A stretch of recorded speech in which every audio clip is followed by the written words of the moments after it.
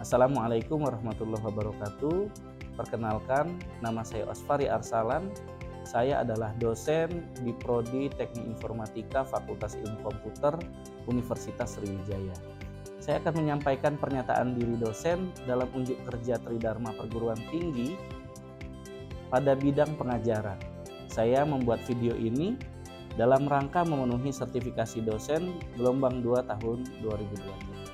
Adapun mata kuliah yang akan saya bahas pada PDD UKTPT ini adalah mata kuliah pemrograman web 1. Mata kuliah ini adalah mata kuliah wajib bagi mahasiswa kami di jurusan Teknik Informatika dengan bobot sebesar 3 SKS dan mata kuliah prasyarat yaitu pemrograman komputer. Adapun deskripsi mata kuliah dari pemrograman web 1 ini, pada mata kuliah ini akan membahas pemahaman dasar mengenai pemrograman dari sisi client side dan sisi server side, di mana di dalamnya terkandung bahasa pemrograman HTML, CSS, JavaScript, web templating, event driven JavaScript, kemudian ada desain web sederhana, dan mekanisme kinerja internet. Hal ini dilakukan sehingga mahasiswa kami memiliki kompetensi untuk mengembangkan aplikasi web secara sederhana. Dari deskripsi mata kuliah tadi, kami turunkan capaian pembelajaran dari mata kuliah pemrograman web 1 ini. Yang pertama, kami harapkan mahasiswa mampu menjelaskan konsep kerja dari pemrograman web. Yang kedua, kami harapkan mahasiswa mampu membuat dekorasi tampilan aplikasi web. Yang ketiga, kami harap mahasiswa mampu menganalisis dan mengkomunikasikan konsep kerja pemrograman dari sisi client side dan sisi server side di dalam sebuah sistem. Selanjutnya, yang kelima, mahasiswa mampu melakukan penerapan ilmu pengetahuan dan teknologi melalui penalaran ilmiah dengan menggunakan pemikiran yang logis, kritis, dan inovatif terkait pengembangan aplikasi web. Selanjutnya, kami juga mengharapkan mahasiswa mampu mengimplementasikan JavaScript ke dalam aplikasi web yang dia kembangkan. Dan terakhir, harapan kami, mahasiswa kami mampu mengembangkan aplikasi web yang terhubung dengan basis data. Adapun materi yang kami ajarkan pada mata kuliah pemrograman web 1 ini, yang pertama ada konsep dasar pemrograman web. Yang kedua, strukturisasi dokumen web. Yang ketiga, text level semantik HTML. Yang keempat, HTML yang membahas mengenai markup link dan navigation. Yang kelima, HTML yang membahas markup terkait image, audio, dan video. Yang keenam, HTML yang membahas markup mengenai table dan atribut-atribut di dalamnya. Yang ketujuh, HTML yang membahas markup mengenai penggunaan form di dalam HTML. Yang kedelapan ada CSS atau Cascading Style Sheet yang biasa digunakan untuk mendekorasi halaman HTML. Yang kesembilan ada JavaScript. Yang kesepuluh ada jQuery, di mana jQuery ini akan ditambahkan dengan kemampuan asinkronus, yaitu AJAX di dalamnya. Adapun rencana pembelajaran semester dalam dokumen RPS akan memuat 16 pertemuan, di mana dalam penyelenggaraannya metode pembelajaran akan kami laksanakan secara sinkronus dan asinkronus. Pembelajaran secara sinkronus akan kami lakukan secara tatap muka di kelas maupun tatap maya dengan video conference. Sedangkan pembelajaran asinkronus akan kami lakukan dengan memanfaatkan LMS yang telah disediakan oleh Universitas Sriwijaya. Adapun LMS ini dapat diakses melalui laman elearning.unsri.ac.id. Mata kuliah pemrograman web 1 ini saya bagi pembobotan mata penilaiannya menjadi 3 bagian. Yang pertama, saya membagi menjadi 10% untuk penilaian kehadiran dan keaktifan mahasiswa, kemudian bobot 15% untuk tugas dan kuis, 35% untuk nilai ujian tengah semester, dan bobot yang paling besar saya letakkan pada ujian akhir semester, yaitu sebesar 40%. Nah, berikut adalah contoh rekaman proses pembelajaran yang kami lakukan di kelas yang telah saya rekam dengan menggunakan kamera HP. Berikut videonya. Assalamualaikum warahmatullahi wabarakatuh. Sebelum kita mulai materi kita hari ini, ada baiknya kita berdoa dulu. Menurut keyakinan kita masing-masing, doa dipersilahkan. Bismillah.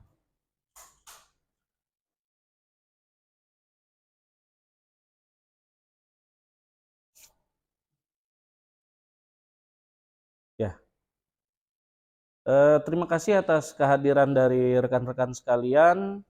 Kita akan melanjutkan materi kita di pertemuan ketiga ini, ya.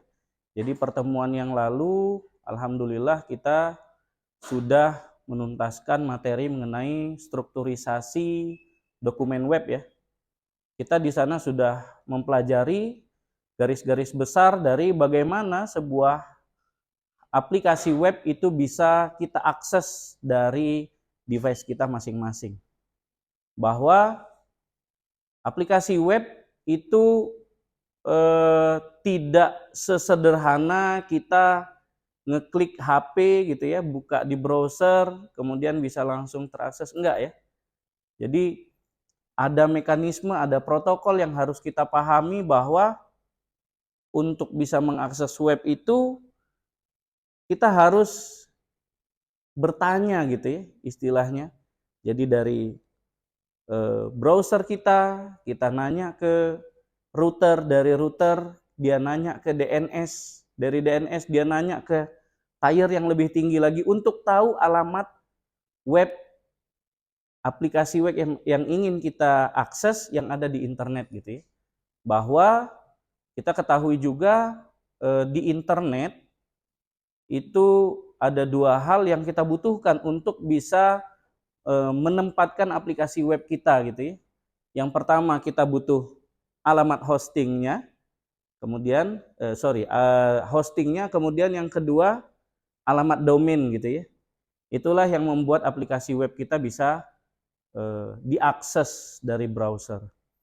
Nah, untuk membuat aplikasi web itu tentu kita butuh bahan-bahan. Salah satunya adalah HTML. Di mana HTML ini bahasa ya, marking up language yang kita gunakan untuk menstrukturisasi aplikasi web sehingga dia ada tampilan nanti di browser. Jadi di pertemuan ketiga ini sesuai dengan RPS kita akan mempelajari mengenai text level semantik.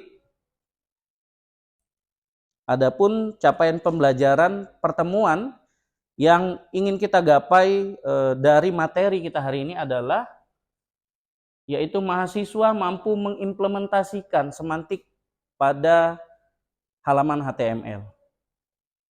Kemudian kompetensi akhir yang ingin kita capai dari capaian pembelajaran pertemuan hari ini adalah kita dapat menerapkan markup yang dapat mendefinisikan kata kunci penting. Jadi ada keyword-keyword tertentu yang harus kita gunakan terkait dengan semantik HTML nantinya. Tapi untuk bisa menggunakan marking up itu kita harus tahu dulu ya istilah dari semantik web ini atau semantik HTML ini. Kita akan mempelajari semantik HTML dan mengapa harus semantik. Oke. Ada yang bisa kasih gambaran, semantik itu apa? Kalau menurut pemahaman kita. Kapan kita pernah dengar istilah semantik? Kalau kita belajar bahasa ada semantik ya. Apa itu semantik? Arti dari kata. Dito? Kebenaran. Intinya apa? Makna gitu ya. Kok kita mempelajari makna padahal kita ingin bikin aplikasi web. Sifatnya teknis gitu ya. Makna yang seperti apa yang kita mau pelajari di sini? Oke. Semantic web sendiri merupakan konsep dalam pengembangan web yang berfungsi untuk menyediakan makna atau arti lebih dalam dari kode-kode HTML. Artinya apa? Saat ini kode-kode HTML kita itu udah bisa bikin web kita jalan. Tapi maknanya, meaningnya itu masih belum dalam. Lantas, untuk apa kita bikin meaning itu repot-repot? Nanti kita pelajari di slide selanjutnya ya. Jadi, secara struktur ya, antara web semantik dan non semantik itu dari sisi markup-nya saja. Untuk tampilan webnya nggak ada bedanya. Ya, tampilan web semantik dan non semantik itu nggak ada bedanya. Hanya saja dari struktur tag-nya atau markup-nya itu kita bisa lihat. Ya. Kalau kita ingin membagi wilayah dari halaman HTML gitu kita bisa gunakan div ya biasanya atau division. Div ini nggak ada makna. Kita bisa pakai div ini di bagian section mana aja gitu. Kemudian di situ kita juga bisa gunakan span untuk grouping teks. Span itu umum. Kita bisa grouping teks, bagian heading, kita bisa bikin teks bagian konten, bagian paragraf, nggak ada spesifik. Ya. Nah, di semantic web, masing-masing section itu kita tambahkan markup yang lebih meaningful gitu ya, yang lebih bermakna. Dimana kalau bagian atas dari struktur halaman web kita ganti. Yang awalnya kita bagi pakai div, ya, kita ganti tag-nya jadi header. Apa makna dari header? Artinya, section itu pasti bagian atas. Nggak mungkin header itu letaknya di bawah gitu ya. Maka, untuk semantic web, bagian atas, section bagian atas, kita kasih namanya header. Biasanya untuk halaman web, di bawah header itu ada baris menu gitu ya.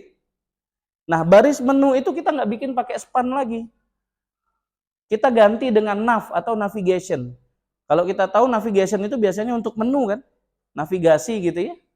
Begitu juga dengan konten. A site itu adalah panel menu yang ada di samping gitu ya. Kemudian kita lihat di sini ada main section, bisa kita isi dengan artikel, figur, paragraf. Namun pasti ya, yang ada di tengah ini, section yang ada di tengah ini adalah konten utama. Jarang sekali kita melihat ada konten utama yang letaknya di bawah. Kalau di bawah namanya apa? Footer. Jadi semantic web itu lebih ke bagaimana kita membuat makna yang lebih dalam terhadap web kita. Terus ngapain kita repot-repot ngasih makna terhadap halaman web kita? Toh kalaupun kita pribadi baca web kita sekarang, udah tahu kita maknanya kan? Ada header di bagian atas. Kita nggak harus dikasih tag aja kita udah tahu bahwa itu adalah header, itu adalah menu gitu ya. Lantas urgensinya apa? Kenapa kita harus terapkan semantic web ini? Oke. Yang pertama apa? Dari sisi aksesibilitas. Apa maksudnya aksesibilitas? Elemen-elemen semantik dalam halaman HTML itu dapat memudahkan screen reader. Ada yang pernah punya experience nggak? Jadi satu halaman web itu ada fungsi screen readernya. Jadi kita tuh tinggal gunakan fungsi screen reader itu, nanti ada robot yang ngebacain isi konten dari web. Ada ya? Jadi dia bagian atas ada headernya, kemudian menunya apa saja.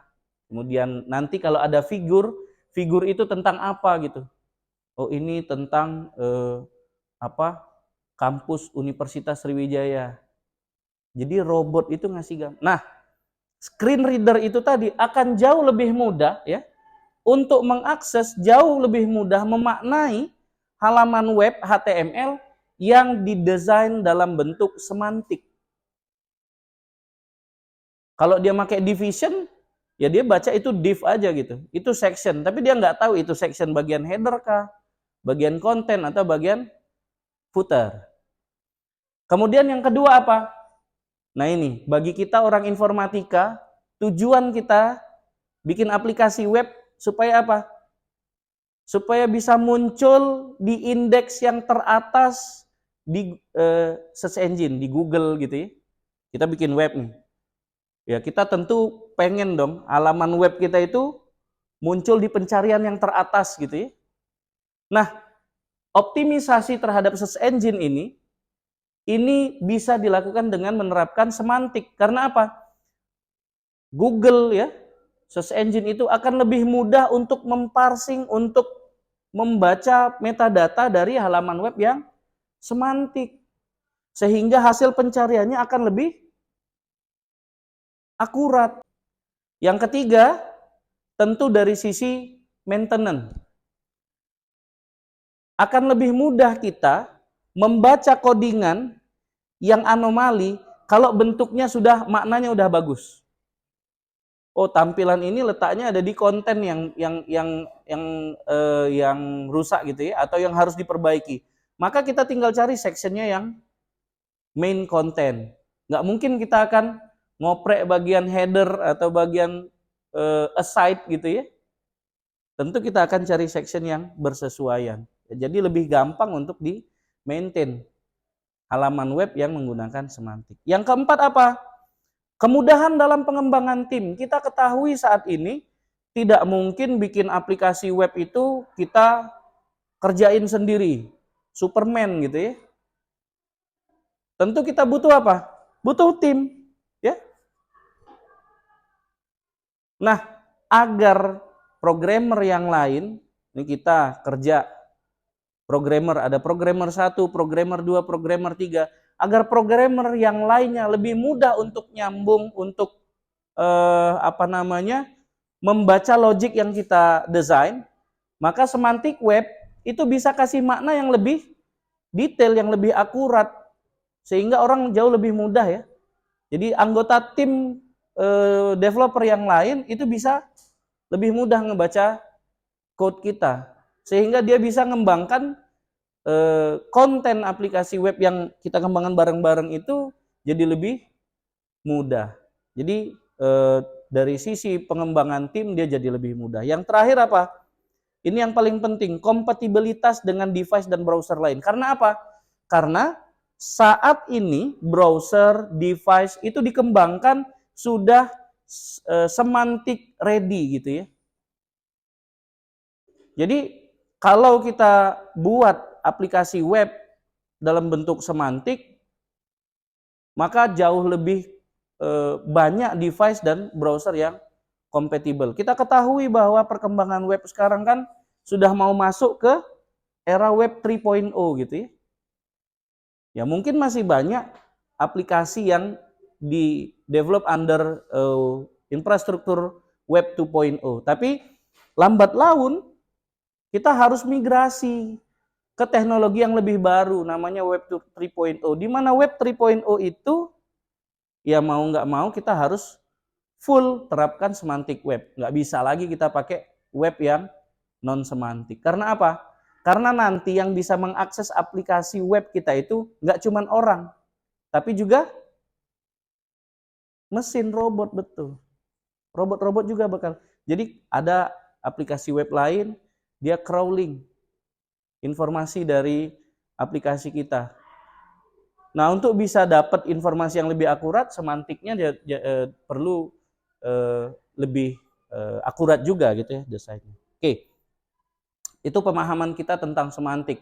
Jadi perlu, karena 5 hal ini. Pertama, dari aksesibilitasnya lebih gampang. Kedua, optimisasi dari sisi search engine. Yang ketiga, pemeliharaan terhadap kodenya jadi lebih mudah. Keempat, pengembangan tim itu jadi lebih mudah. Dan yang terakhir, kompatibilitas dengan device dan browser lain. Oke, kita masuk ke materi selanjutnya. Apa saja contoh-contoh dari semantik HTML. Ini nanti Anda coba di praktikum ya. Anda coba di komputer gitu ya. Ada beberapa elemen yang saya cantumkan di sini. Tapi ini belum semua gitu. Nah, yang saya cantumkan di slide ini adalah tag atau markup yang kita bisa pakai untuk membuat strukturisasi dokumen web. Maksudnya apa? Ini bikin skeletonnya. Nggak jadi tampilan dia, tapi ini bikin kerangka dari halaman web kita jadi lebih meaningful. Nah, pertama ada header tadi ya, kemudian ada nav untuk navigasi, ya, kemudian ada main untuk konten utama, ada artikel di mana kita bisa menampilkan, ya, di situ di dalam elemen artikel itu kita bisa definisikan konten yang sifatnya independen, ya. Kemudian ada section, kemudian ada aside. Aside itu untuk navigasi samping. Kemudian ada footer, figur, dan fig caption. Fig caption ini berhubungan juga dengan figur biasanya ya. Karena apa? Karena untuk penjelasan terhadap figur kita gunakan fig caption biasanya. Nah, ini bisa diterapkan di halaman web kita untuk menstrukturisasi halaman web. Selanjutnya ada tag semantik atau markup yang kita gunakan untuk memanipulasi teks. Pertama ada header. Header itu ada H1 sampai H6. Jadi sifatnya hanya besarnya saja. Kalau H1 artinya main header. H2 dia sub header. Terus dia sampai ke H6. Ukurannya jadi lebih kecil. Makin kecil makin jadi sub gitu ya. Kemudian ada P, itu digunakan untuk membuat paragraf. Strong itu untuk penekanan. Apa itu penekanan? Biasanya kita di dalam satu kalimat itu ada hal yang yang ingin kita tekankan gitu ya. Contohnya nih,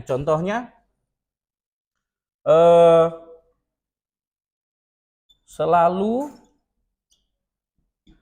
perhatikan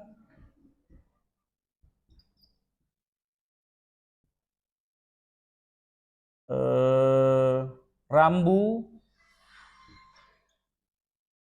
lalu lintas. Daerah ini rawan kecelakaan.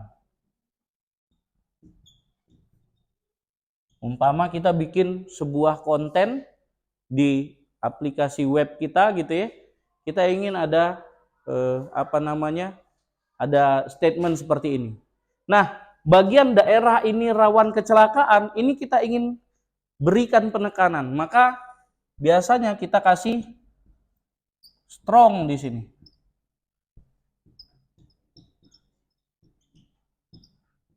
Fisiknya jadi seperti apa? Nanti dia jadi bold.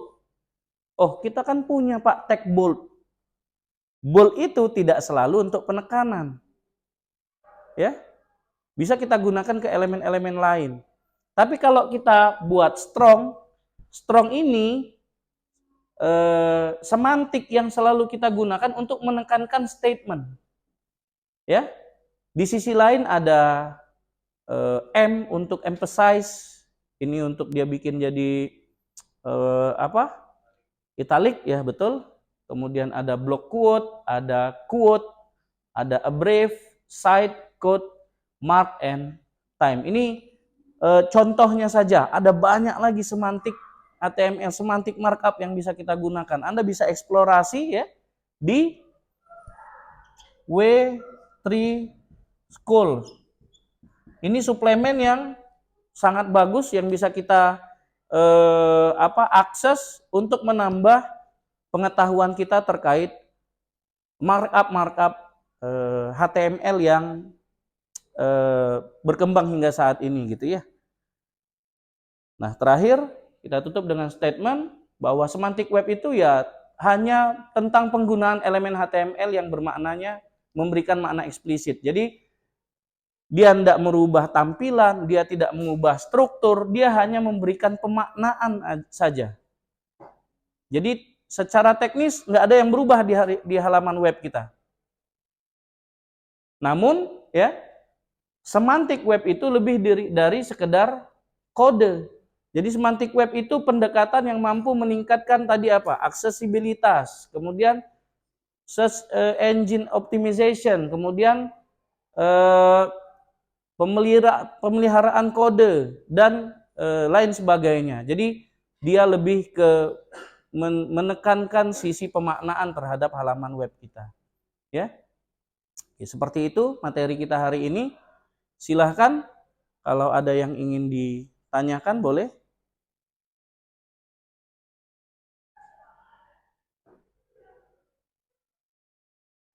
Oke, udah paham semua? Kalau begitu minggu depan saya sesuai dengan rencana pembelajaran semester kita. Oh ya, silakan.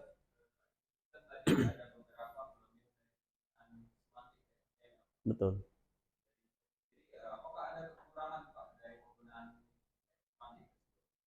Ya, jadi udah dijelaskan bahwa semantik itu tidak mengubah struktur, tidak mengubah tampilan, dia hanya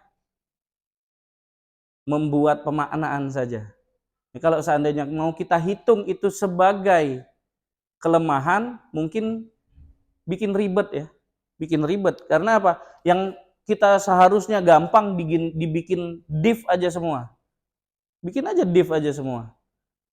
Nggak repot programmernya. Jadi semantik ini hanya bikin repot programmer saja.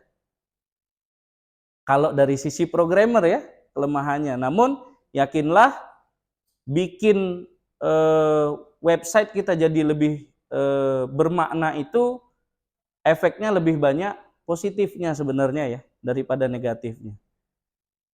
Ya tadi ya, kalau kita kerja dalam tim, tentu tim kita akan lebih nyaman kerja dengan kita kalau kode yang kita buat itu lebih mudah dibaca, lebih mudah dimaknai gitu ya.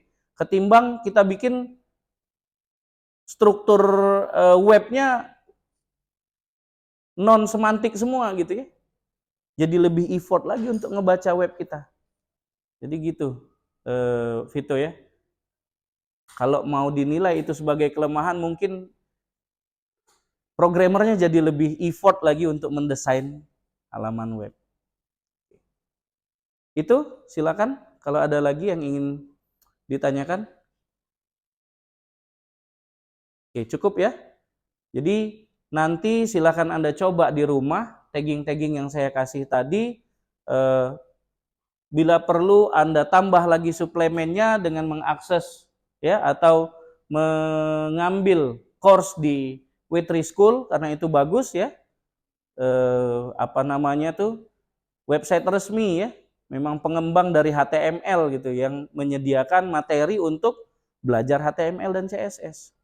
Oke. Untuk minggu depan kita akan mempelajari mengenai link dan navigation. Nah, ini juga lebih menarik lagi. Kenapa? Karena link dan navigation ini bikin website kita jadi lebih responsif, jadi lebih komplit gitu ya. Bayangkan informasi yang bisa diambil kalau kita bisa menavigasi halaman web itu ya, kita bisa naik ke konten atas, turun lagi ke bawah, itu pakai navigasi saja. Atau kita bisa membuka sumber sitasi dengan cara kita ngeklik linknya. Nah, minggu depan kita akan pelajarin struktur itu. Mudah-mudahan insya Allah kalau kita masih berjodoh gitu ya. Itu saja mungkin untuk pertemuan kita hari ini. Kita akhiri dengan doa. Semoga materi yang kita pelajari hari ini mendapatkan berkah dari Allah Subhanahu wa taala. Doa dimulai.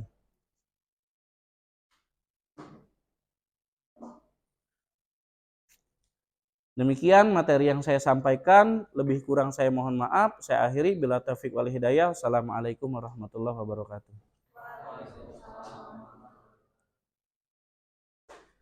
DK-nya serius ya. Dia ini banget. Makasih ya DK.